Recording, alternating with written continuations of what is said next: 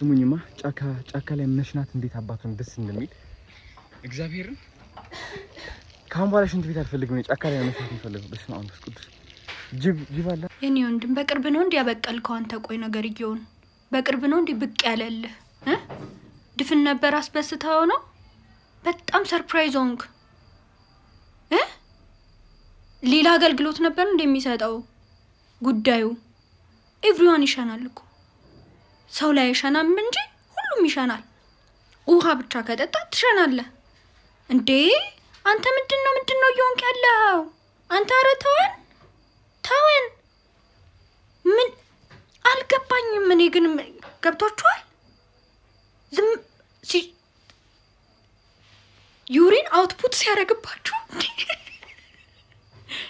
ምን ይያልከ ነው what is your problem brother አያስቅም በእውነት አያስቅም ተው እንጂ